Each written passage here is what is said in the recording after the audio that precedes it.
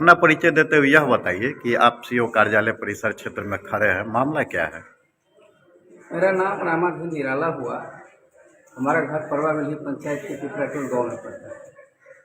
हमारी एक निजी ज़मीन है जिसका खेसरा है 635। उसके पूर्व साइड में सड़क का अंश है जिसका खेसरा नंबर है 615। उसको दो अतिक्रमणकारी रामकृष्ण यादव और जोगिंदर यादव के द्वारा अतिक्रमित कर उस पर घर बना लिया है, जिस पर हमने आवेदन दिया। तो आवेदन के आलोक में, मेरे आवेदन के आलोक में अंचल अतिक्रमण बाद 4/10/11 संधारित कर पारित आदेश के आलोक में 12/6/2017 को अतिक्रमण मुक्त करा दिया। मुक्त कराने के उपरांत 216/17 सना में दर्ज करा दिया गया थाना में। इसके बावजूद उन लोगों के द्वारा फिर अतिक्रमण कर लिया गया। फिर हमने पिटीशन थाना दिवस में डाला। थाना दिवस में पिटीशन डालने के बाद जब 5 गुप्ता यहाँ थे तो अतिक्रमण खाली करा दिया गया और उन दोनों व्यक्तियों से फिर इस आश्रय का हस्ताक्षर ले लिया गया कि अतिक्रमण खाली करा दिया गया। वशर्ते सब कागज पर चल रहा है और धरातल पर का ज्यों का त्यों है। आज 15 वर्षों से मोटा मोटी अंचल कार्यालय, डीएसपी कार्यालय, एसडीओ कार्यालय, डीएम कार्यालय दौड़ते दौड़ते हम तबाह है। यहाँ लिखा हुआ है कि अतिक्रमण बाद 20 दिनों में निराकरण होना चाहिए।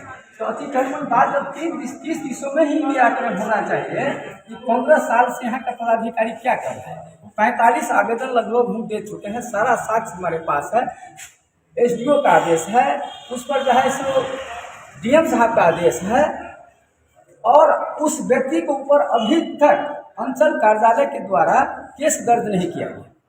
हमारे बच्चे, हम लोग जाते हैं तो मारपीट खा के आते हैं उस जगह से, जबकि रेवेन्यू सरकार को मैं दे रहा हूँ, वो हमारी निजी ज़मीन है और उसको इससे कोई मतलब नहीं है। यहाँ के प्रशासन, कोई कहेगा, सीओ कहेगा कि ये पुलिस का मामला है, थाना कहता है कि चूँकि भूमि है तो वह अंचल का मामला है। तो थाना दिवस बना क्यों?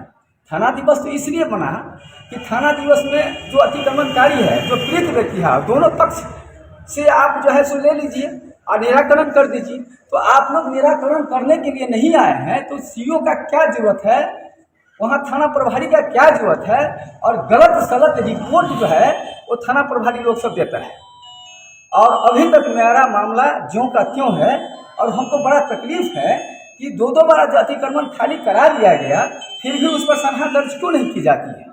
सनहा दर्ज आज तक अंचल के द्वारा उस व्यक्ति को नहीं किया गया, न उस व्यक्ति को कभी आज तक बंद किया गया, बल्कि वहाँ जाके हमारे ख्याल से उसको प्रश्रय मिलता है और हम इससे व्यथित हैं। वर्तमान में कौन लोग अतिक्रमण किए हुए हैं? वर्तमान में वही लोग जो पूर्व में थे वही लोग करते हैं और स्थानीय कुछ लोग हैं जो उनको साथ देते हैं, जो थाना से मिले जुले हैं, बल्कि वर्दी है जिसको हम गांव का चौकीदार कर सकते हैं। और उनका फर्ज बनता है, जो जहां सनहा दर्ज है तो प्रारंभिक स्टेज में वो चौकीदार का फर्ज बनता है कि पुनः अतिक्रमण नहीं हो, बल्कि वही लोग अतिक्रमण कराते हैं और हमको कहते हैं कि जमीन बेचिएगा, आपको छोड़ेगा। इसका भीतर का मंशा हुआ है और थाना भी इस बात को जान रही है। और हमने बार बार थानों का कहा कि आपके इर्द गिर्द बैठने वालों का सहयोग है जिस कारण मेरा अतिक्रमण खाली नहीं हो रहा है।